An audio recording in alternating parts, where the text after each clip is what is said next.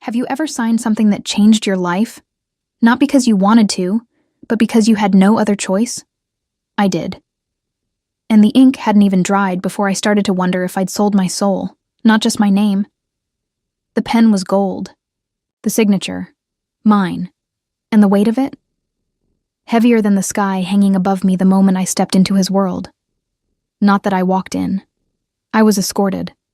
By a man in a dark suit and colder silence, through double doors taller than any dream I've ever had, into a life that wasn't mine. Into his house. No, not a house. A cathedral of ice and cedarwood and money, too old to speak plainly. Ashford Manor. I now live here. Not as a guest, not as a lover, as his wife, for 1 year. Bound by a contract so tightly worded, even my breath feels regulated. His name is Leonhardt, Ashford. And the first thing he ever said to me, after I signed that contract in a chapel full of no one? Obedience isn't free. 2 weeks ago, I was standing in the parking lot of the community center, soaked to the knees from melting snow, fumbling with my keys. I was thinking about my mom, about the bill from the hospital, about how I could possibly keep both of us from drowning. That's when the envelope arrived. Thick, heavy, sealed in gold. Hand-delivered by a stranger who vanished as soon as I took it inside. A contract, a marriage proposal. No flowers, no love, just numbers, conditions, a signature line, and his name. Leonhardt A. Ashford. A man I'd only seen on magazine covers.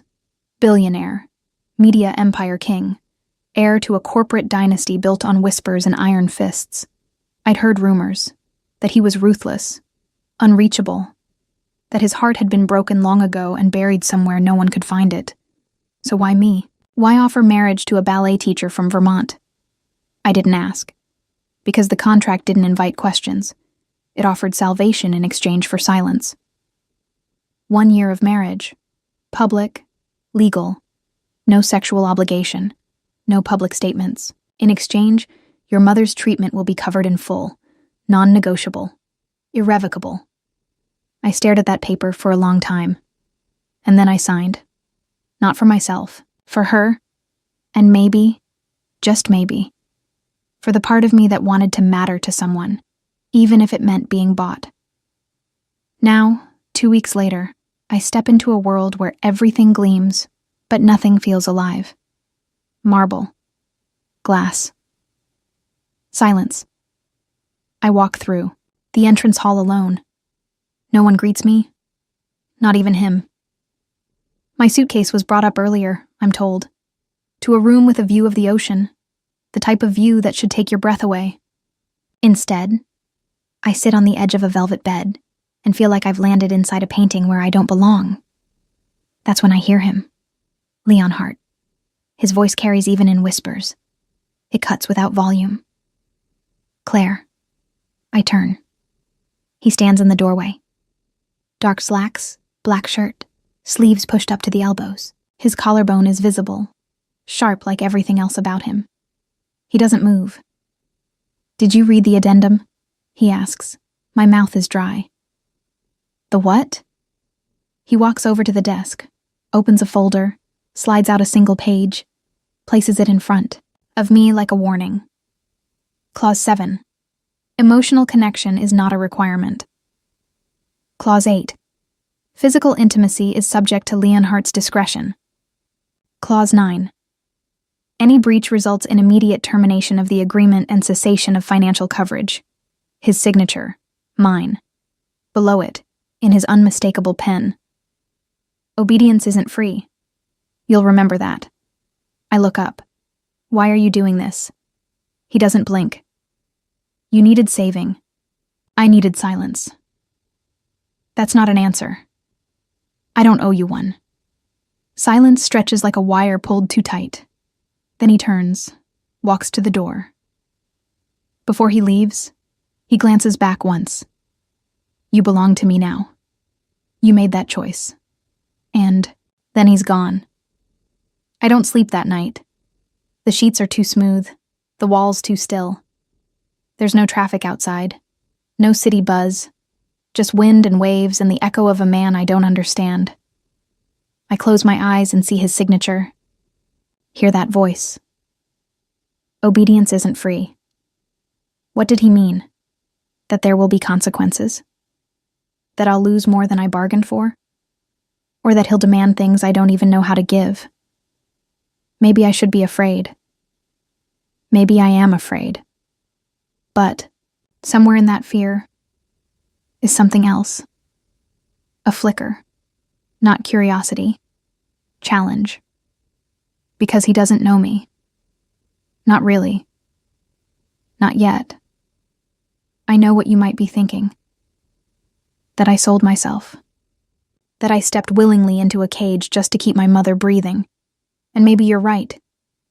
But let me ask you this. If someone you loved was drowning, and the only hand reaching out belonged to the devil himself, would you take it? Would you sign your name beneath his? Because I did. And now, I have 1 year to find out who really holds the power in this marriage. Me or him? There's something cruel about a beautiful prison. When the walls are made of glass, the air perfumed with luxury, and the silence draped in velvet, you almost forget you're not free. Almost. It's been 3 days since I arrived at Ashford Manor. 3 days of being watched without being touched. Of hearing his voice in the hallway, but never feeling his presence in a room. 3 days of living like a guest in a life that legally belongs to me, but doesn't feel like mine.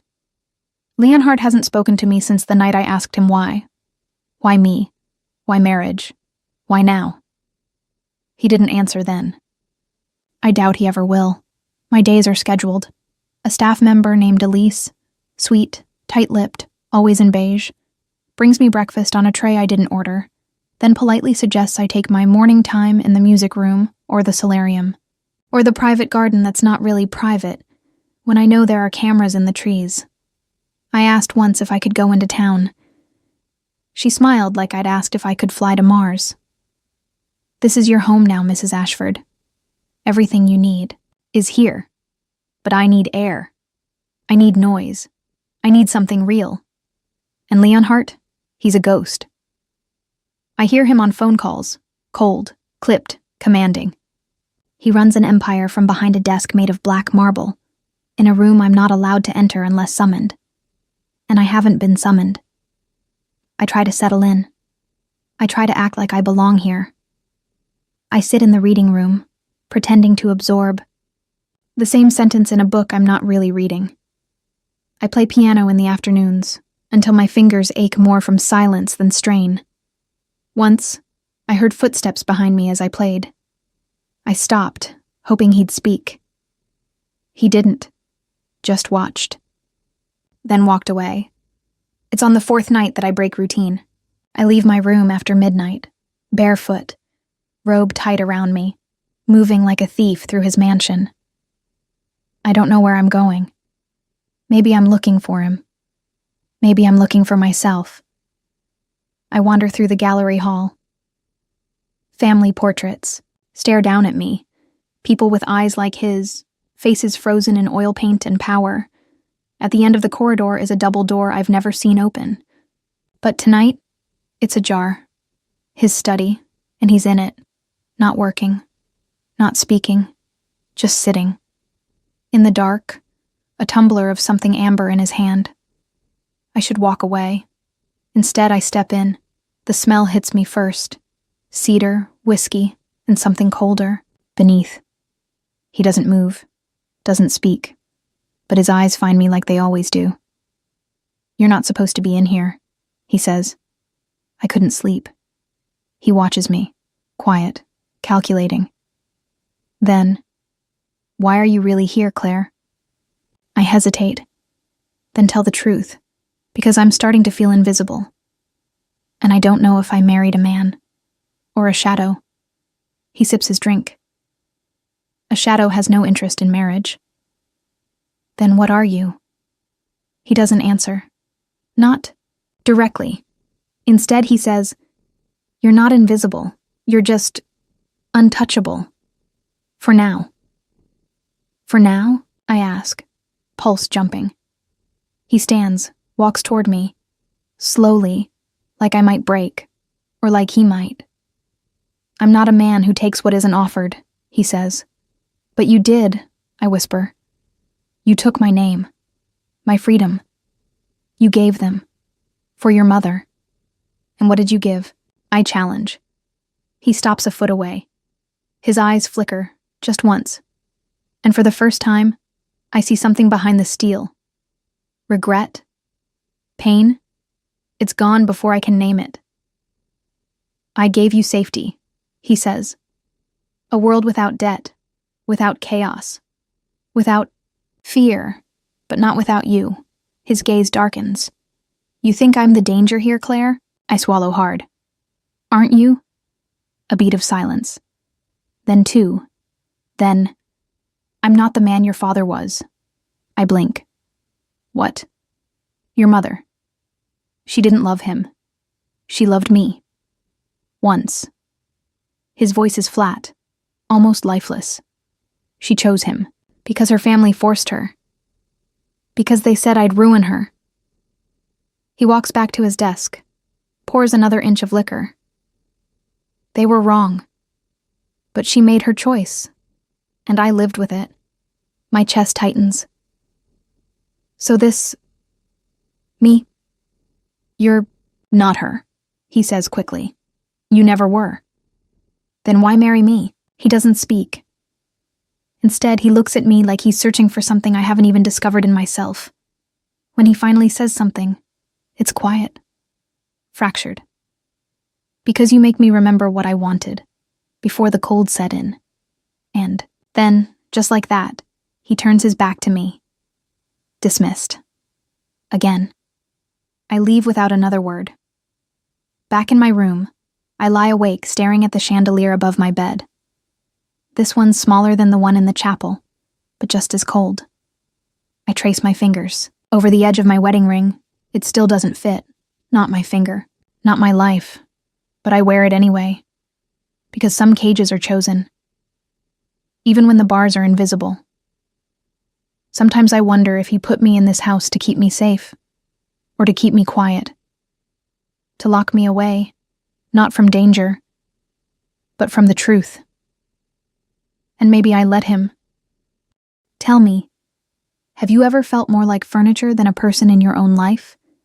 And if you had the chance to reclaim yourself, would you take it? Even if it meant breaking every rule you signed for? Because I'm starting to think I might, and I don't know what that makes me yet, but it's not obedient, not anymore. You can't love someone you don't trust, but what if you begin to trust someone you're supposed to hate? It starts with the sound of a drawer slamming, not from my room, from downstairs. I'm not supposed to be in his study, not even near it.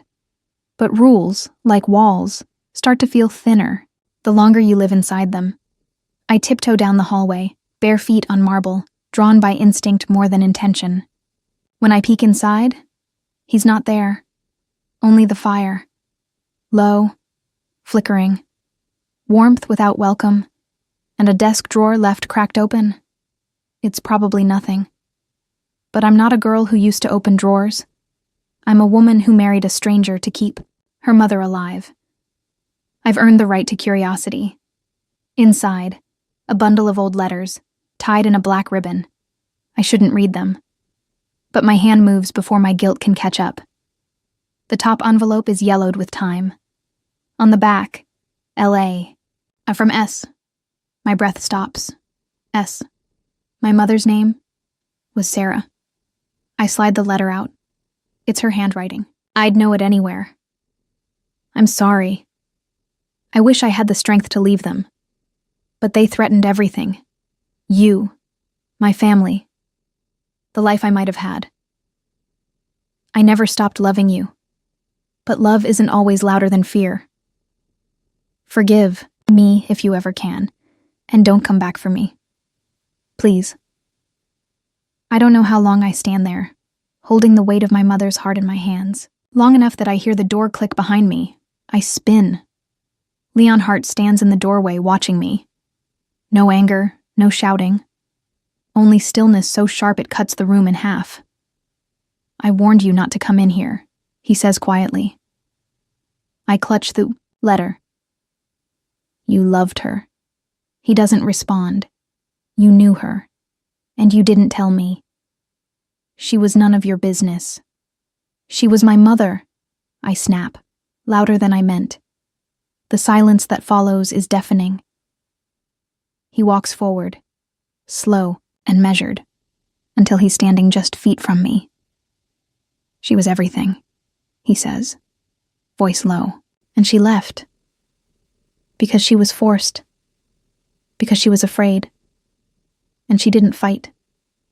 He doesn't shout. He doesn't have to." "You never got over her," I whisper. "No. I buried her." He takes the letter from my hand, sets it down gently on the desk. Then for the first time, he looks at me like I'm not just her daughter, but something else, something he can't define yet, something he doesn't want to. "I didn't marry you for her," he says. "Then why?" He turns away, jaw tight, fists clenched. "I married you because you reminded me what it feels like to want something real again. And I hated that. That silence again. The one that stretches like a bridge about to snap." I step closer. And now, he doesn't answer. But he doesn't walk away either. That night, I can't sleep. Again. So I go back to the one place in this house where my breath doesn't feel monitored. The ballet room. It's a gift he gave me on the first day. Converted. One of the old guest lounges into a studio. Mirrors, bars, smooth floors, a sound system I've never used until tonight. I put on music. Chopin. Something aching and slow. And I dance. Not for anyone. Just to feel my body move without permission. To take something back. I don't hear the door open, but I feel it. His eyes. I turn mid-pirouette and see him in the mirror, standing just inside the doorway, watching. He doesn't speak, doesn't move, just watches. The music keeps playing, my feet keep moving. I don't stop, because if I do, I'll break. Not from shame, but from how much I want him to see me. Not her. Not the past. Me. When the final note fades, I let myself collapse into a kneel, breathing hard, heart exposed. His voice cuts through the stillness like silk drawn over skin. "You. Move like no one's ever hurt you." I glance up. They have. I just don't let them stay. He walks in slowly, the door shutting behind him with a soft click. For a second, I think he's going to leave again. But instead, he steps forward, and he kneels, right in front of me. "You should hate me," he says. "I tried," I whisper. "It didn't take." He reaches out, hand hovering inches from my face. "Claire." My name sounds different in his mouth now. Softer. Regretful. Like an apology he doesn't know how to say. I don't pull away. I close the gap. Our foreheads touch. No kiss, no command. Just the kind of closeness that says we're both bleeding, quietly. I don't know what this means. But I know what it isn't anymore. It isn't control. It isn't revenge. It's the first crack in the ice, and beneath it, fire. Tonight, I looked into the eyes of a man who tried to own me, and saw a boy still haunted by the girl he couldn't keep. I don't know if I should feel pity or power. Because suddenly, I'm not the one trapped anymore. He is. Tell me, have you ever seen someone crack just enough for light to break through? And if you had the chance to step through that crack, would you? Because I think I just did. And I'm not sure if I'm the fire or the fuse. It starts with the storm, not outside. Inside me. The forecast had warned of heavy rain, but no one warned me about the kind that falls between two people when words no longer work. It's the 6th night, The wind howls against the windows like it's begging to be let in. Thunder rolls in slow, aching pulses. The lights flicker once. Twice. Then hold. I'm in the hallway, pacing, restless. I don't want to be in my room. I don't want to be in his either. I want to be anywhere but caged in my own thoughts. So I head to the solarium, a glass room full of rain. I sit on the chaise lounge near the window, watching the sky shatter. Lightning strikes the sea with surgical precision. The waves rear up like wild horses. The world outside is chaos, and inside me, not much different. I close my eyes, try to breathe. But it's not the storm outside making me tremble. It's the one that's been building between us. I don't hear him until he's already there. His reflection appears on the rain-streaked glass in front of me, tall, still, backlit by hallway. Light. Leonhardt. He says nothing at first, just watches me. I don't move. What are you doing out here? He finally asks, voice quiet. I could ask you the same. He walks closer, slow and deliberate, until he's standing right behind me. Couldn't sleep, he says. I glance at him over my shoulder. Me either. He looks at the rain, then at me. You're shaking. I didn't realize I was, but now that he says it, I feel the small tremors in my hands. It's just cold, I lie. He doesn't call me on it, but he doesn't believe. Me either. Claire. The way he says my name, it's not a demand, not a warning. It's something else, a reach, a thread. I stand, suddenly needing space but not moving far. He mirrors me, stepping closer. No rush. No threat. Only presence. I don't know who touches who first. Maybe it's him. Maybe it's me. But suddenly my fingers brush his wrist. Barely there. Like testing the surface of something too hot. He doesn't pull away. Neither do I. His hand finds my waist, slow, measured, not claiming, just asking. I look up at him. There's a war in his eyes, fire and ice. His jaw clenches, like he's trying not to speak. So I do. You don't have to keep punishing yourself, I say. He breathes in like my words hurt. Who says I'm punishing myself? I see it. Every time you look at me, you're not angry at me. You're angry at the past. He doesn't deny it. Instead, he lowers his forehead to mine. Same way he did in the ballet room. But this time, the contact is warmer, hungrier, closer. I don't close my eyes. I want to remember this.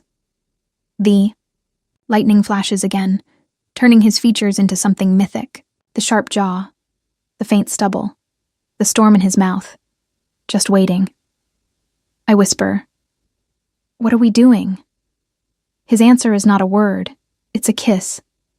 Slow at first, like he's asking permission with every breath, then deeper, wilder. His hand finds the back of my neck, fingers curling into my hair like he needs to anchor himself. I kiss him back, not because I should, because I want to. The rain hits harder outside. Inside, I forget everything. Who we were, why we started, what we promised, all I know is this: his mouth feels like freedom and fire, and the answer to a question I didn't know I was asking. We don't go further. Not that night. The kiss ends slowly, like a song that wants to linger. When we pull back, we're both breathless.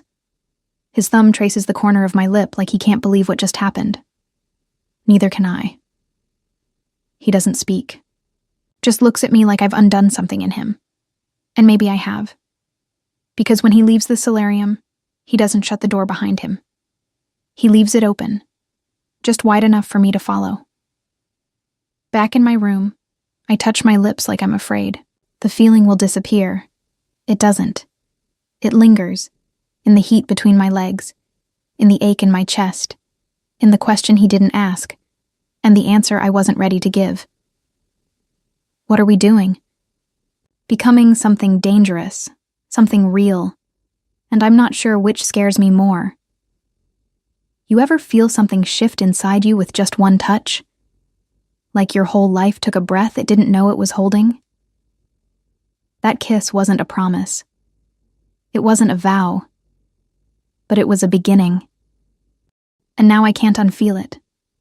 Tell me, have you ever wanted someone you swore you wouldn't? Because I swore I'd never want him. And yet here I am, wishing he'd come back and kiss me again.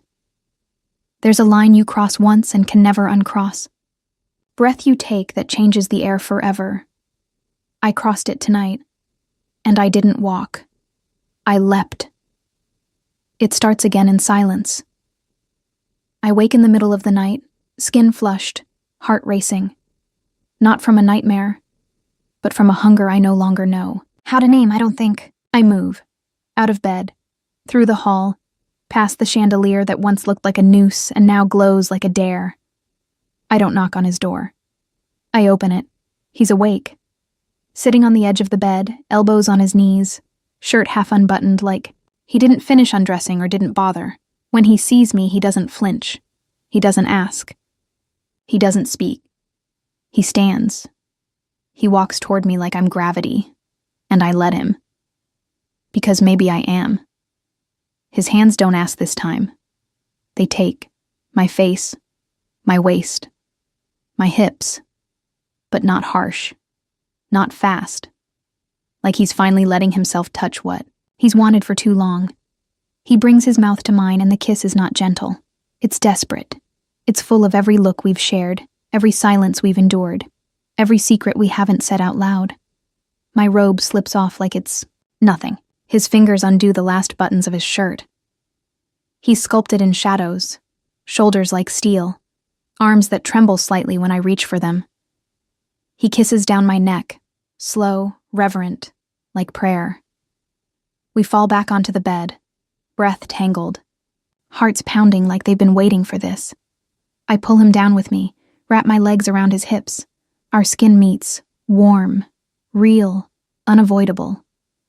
He kisses me like I'm not just his wife by contract, but something holy. And then he stops, looks down at me, one hand on my cheek, the other tangled in my hair. I need you to say it, he breathes. I nod. Yes. He closes his eyes, just for a second, like the word is relief and punishment in one. When he enters me, it's not perfect. It's aching. It's overwhelming. But I don't pull away. I rise into it.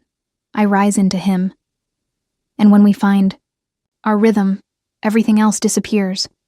The contract, the pain, the power plays. All of it burns away, until there's nothing left but this. Bodies tangled, hearts breaking open, fire consuming everything it touches. He moans my name like it's the only thing that keeps him tethered. I cry out his like I've finally found the edge of myself and gone past it. We fall together, hard, shaking, spent. And then we lie there, in the dark, sweating, breathing, holding. He doesn't move. His hand rests on my stomach, rising and falling with every breath. I didn't plan for this, he says finally. I turn my head. Neither did I. He brushes my hair back, studying me like I'm something he doesn't want to break but knows he might. You weren't supposed to matter. I could laugh. I could cry. I do neither. You said obedience isn't free, I whisper. His eyes flicker. It's not. But neither is love. He swallows hard, and for the first time, I feel him reach for me, not with hands or hunger, but with something deeper, with truth. He presses a kiss to my temple, soft, slow, real. I don't know how to do this, he says, but I want to try. I close my eyes and let him hold me. In the quiet after, we don't speak. We don't need to. Our bodies say everything. I've never felt safer in arms that once terrified me. And that, maybe, is what love begins as a choice. You didn't mean to make, made over and over again, with every touch you can't take back. We burned tonight. Not because we planned to, but because something inside both of us finally stopped pretending. And maybe that's how real love starts. Not with promises, but with a kiss you didn't mean to give, a breath you didn't mean to share, a night you'll never forget. Tell me, have you ever touched someone like they were fire? Knowing it would hurt and choosing them anyway? Because I did, and I'm still burning. The morning after isn't quiet. It's loud with the things we don't say. I wake in his bed, sunlight tangled in the sheets, his arm heavy around my waist. His chest rises and falls with the steady rhythm of someone still asleep, or pretending. I don't move, not because I'm comfortable, but because if I do, I'm afraid this will all dissolve. What happened last night wasn't just sex. It was surrender. From both of us. And now I wonder what I surrendered to.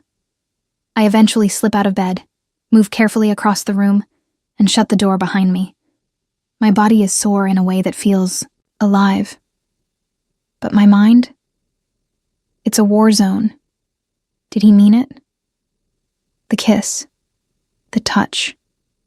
The way he held me after. Was it real? Or just another tactic in a game I didn't know I was still playing? I walk barefoot into the hallway, still wrapped in his shirt, and find Elise waiting with coffee on a tray. She doesn't react to what I'm wearing, but something flickers in her eyes. Respect? Pity? Warning? Your usual, Mrs. Ashford, she says with her polite smile. I nod. Thank you. As she turns to go, something makes me stop her. Elise, how long have you worked for him? Her expression doesn't change, but the pause before she answers says enough. 7 years. Have you ever seen him like this? Before? Another pause. Longer. No, she says quietly. Not once. She leaves me with the coffee and a head full of questions. Later that afternoon, I return to his study. I don't knock. He's at his desk, shirt crisp, tie knotted perfectly, as if last night never happened. But when he sees me, something in his jaw tightens. A flicker. A crack. Claire. You said you wanted to try, I say, walking toward him. So let's try. His brow lifts. Try what? Truth. He leans back, eyes narrowing. Dangerous territory. Only if you lie. I stop, in front of his desk, and place my hands flat on the surface between us. I read the letter from my mother. I know she loved you. I know she left you. I know you didn't forgive her. His face is unreadable, but his silence screams, I keep going. But what I don't know, what I need to know, is why me? He says nothing. Was I just a stand-in? A way to take back control? To rewrite history using me as a pawn? Still nothing. Then I snap. Answer me. He stands so suddenly his chair rolls back. I didn't plan to marry you, he shouts. I didn't plan to see you. I didn't even know you existed until your father's name came across my desk last fall. My chest tightens. So this was revenge.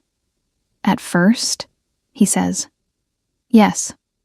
My knees almost give. He keeps going, voice sharp, cutting clean.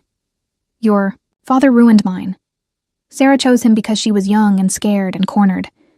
And I became the kind of man people fear, so no one could ever take anything from me again. And then you took me, I whisper. He exhales like he hates himself. I saw your name on a hospital bill linked to a loan your mother couldn't pay. I saw your face on a charity program. I recognize Sarah's eyes and the way she used to tilt her chin when she danced. He turns away from me. I bought your debt. I drafted the contract. I convinced myself it was fair. 1 year, 1 cage. Then I'd be done. And then? I ask, throat dry.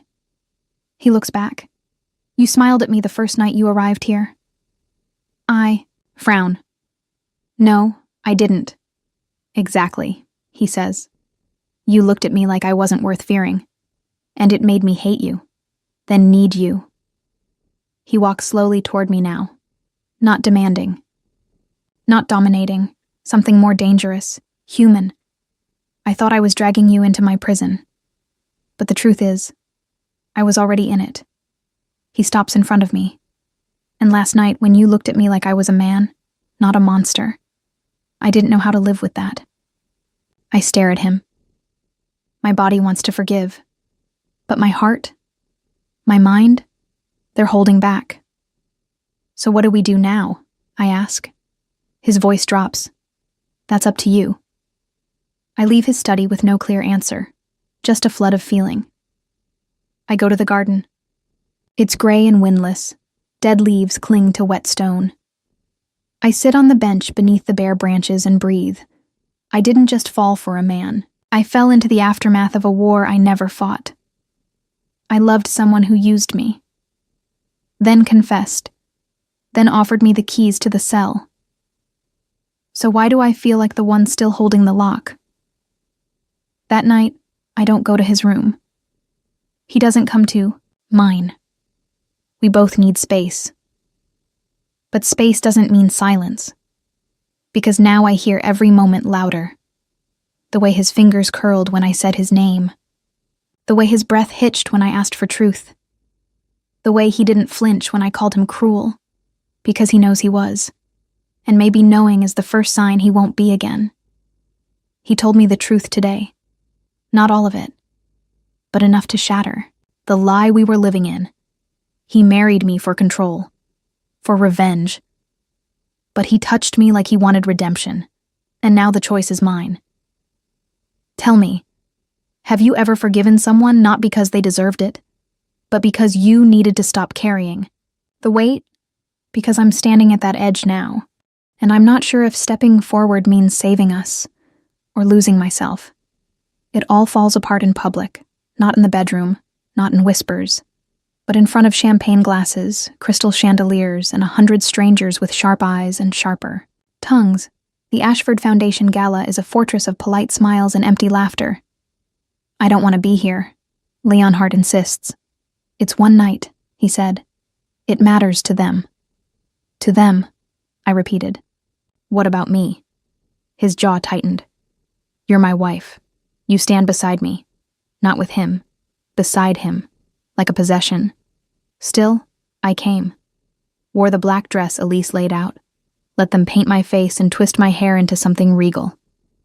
Something I don't recognize. But when I see my reflection in the grand mirror by the ballroom entrance, I recognize her. Isabel Rain. Tall. Venomous. His ex-fiancée, according to every whisper I'd ignored. She approaches with the smile of a woman who's already rehearsed every line. Well, Claire Layton, you're taller than I expected, she says, voice honey-laced and poisoned. I hear that a lot, I reply, not flinching. She leans in. You must be exhausted, keeping up the perfect little act. I stiffen. Excuse me? Sweetheart, she purrs. You really thought no one knew? The charity teacher, the debt, the contract. She taps the rim of her glass with a manicured nail. Don't worry, I won't tell. That's Leonhardt's job, isn't it? Breaking things in private. Before I can reply, she's gone. Into the crowd, floating like a ghost I didn't summon. Find Leonhardt by the bar, glass in hand, posture rigid. I want to leave, I say quietly. He doesn't look at me. Not yet. I mean it. He takes a sip, sets the glass down. His voice is clipped. What happened? Ask your past, I snap. She seems to know everything. He freezes, then turns to face me, slowly. What did she say? I shake my head. It's not what she said. It's what you didn't. You told me the truth, Leonhardt, but you didn't protect me from it. She's no one. She's you 10 years ago. He steps closer. No, she was a mistake. You are. I wait. Say it. Say I'm more. But he doesn't. He doesn't say anything. And in that silence, I feel myself crumple. Because the crowd is watching. Because Elise is at the edge of the room. Frozen. Because Isabel is smiling in the corner like she's already won. Because he's not choosing me. So I walk away, not out the front door. Out the side. Into the rain. I don't care that my heels sink into the grass. I don't care that my hair is coming undone, that my makeup is streaked, that I look like every version of a runaway bride the world loves to mock. I just need air. And to be far enough away to cry alone. But he follows. Of course he follows.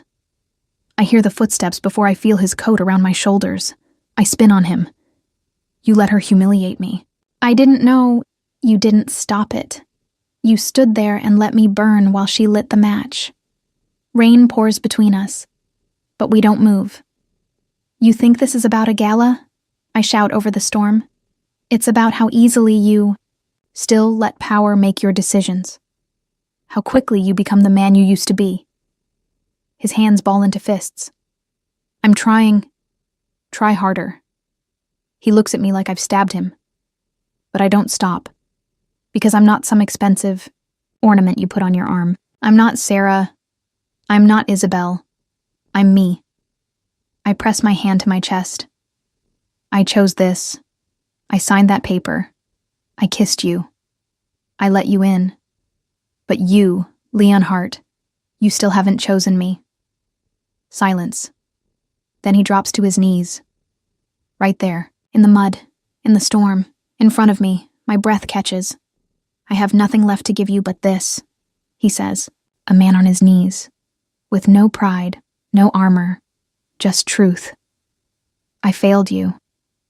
Not because I don't love you, but because I do. And I don't know how to protect something I love without controlling it. I kneel too. The wet grass soaks through. The dress. His hands shake when they reach for mine. I'm sorry, he says, voice breaking, for every silence, for every night I let you feel alone, for every word I should have said and didn't. Then say them now, I whisper. I love you. It doesn't echo. It doesn't thunder. It lands like warmth in a cold body. I lean forward, pressing my forehead to his. And this time, it's not a battle. It's surrender, the right kind. Later, we sit under the stone archway behind the garden, wrapped in his coat, dripping and speechless. The rain has softened. The damage remains. But so does the truth. He chose me. Not perfectly. Not cleanly. But completely. Tonight, I watched a man made of steel fall to his knees for me. Not because I asked. Because he had no other way left to show he cared. Sometimes, love looks like breaking, like failing, like choosing again. So let me ask you, have you ever needed someone to stop being perfect, just to be real? Because I didn't want a king. I wanted him. Just like this. Drenched. Broken. Mine. Some stories don't end with thunder. They end with breath. Not stolen, not desperate, but shared. It's been 3 days since the rain. 3 days since he knelt in the mud, broke himself open, and gave me the only thing that mattered. Truth. The kind that doesn't apologize with flowers. The kind that bleeds. And heals. We haven't spoken much since. Not because we're avoiding it, but because when something shatters, you don't glue it back immediately. You hold the pieces. You learn where they fit. Then you build something better. Together. This morning, I wake in my own bed, but his scent is still on the pillow. He didn't join me last night. He hasn't. Not since the gala. It's not distance. It's space.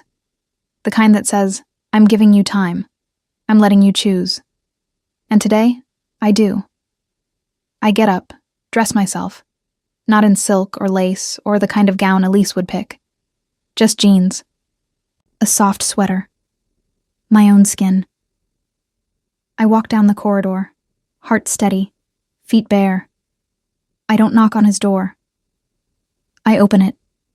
He's sitting in the chair by the window, looking out at the sea like he's waiting for a verdict. He turns when he hears me, and when he sees me, he stands, but he doesn't reach for me. He waits. Good. He's learning. I'm not here to forgive you, I say. He nods slowly. I'm not here to forget what we've been. Another nod. Slower. I'm here to burn the contract. A pause. Then, his breath catches. He walks to the dresser, opens the drawer, pulls out the cream-colored folder. Inside is everything that bound us. Ink, law, condition. He holds it out. You do it. I take it with both hands, and I don't hesitate. Walk to the fireplace, open the screen, and throw it in. The flames eat it hungrily, claws by claws, signature by signature, until there's nothing left. No chains, no cages, no deal. Just us. He comes to stand beside me. Not behind, not above, beside. I don't want your obedience, he says. Not anymore. I look up at him. Never gave you that. I gave you my silence, my fear, my hope. And what will you give me now? Myself. His breath trembles. And what do you want in return? I smile. Step closer. You. Not as punishment, not as payment. Just you. He exhales like he's never really breathed until now. He kisses me. Not like fire, not like hunger, like home. We spend the afternoon in the sunroom. No staff, no phones, no script. Just coffee and laughter and the strange, beautiful awkwardness of starting over. He asks me what my favorite childhood memory is. I tell him about sneaking into the ballet studio after hours, pretending I was performing for a sold-out audience. He says he used to dream about being invisible. I tell him he's still bad at it. He laughs. God, when he laughs. It sounds like freedom. That night, I find him in the kitchen, shirt sleeves rolled, barefoot, burning something that was supposed to be dinner. You're terrible at this, I tease. He shrugs. I've been told. I step in, take the spoon from his hand, and stir the sauce like I've done this 100 times. He watches me like I'm the only thing that's ever made sense. And for once, I let him. Later in bed, he holds me, skin to skin.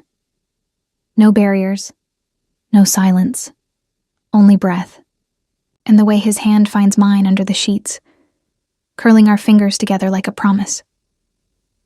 Claire, he whispers. Yes, I'm yours. If you'll still have me. I press my forehead to his. Mine, I say. Forever. This didn't end the way it began. It didn't end in chains. It ended in choice. I signed a contract to obey. He told me obedience wasn't free, and he was right. It cost me my certainty, my pride, my fear, but what I got in return was everything. So let me ask, you one last time, have you ever lost yourself in something that started wrong and found something right inside it anyway? I did. And I didn't just find love. I found me. And I'm not afraid of fire anymore. Because this time, I lit the match. I've been thinking about you. Yes, you, the one listening, watching, wondering if any of this was ever real. Let me tell you something. It was. Not because I married a billionaire, not because I burned a contract, but because I know what it's like to lose yourself trying to save someone else. And maybe you do too.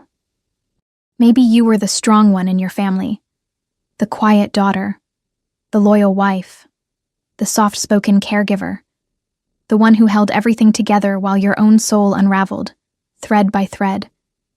Maybe you told yourself it was worth it.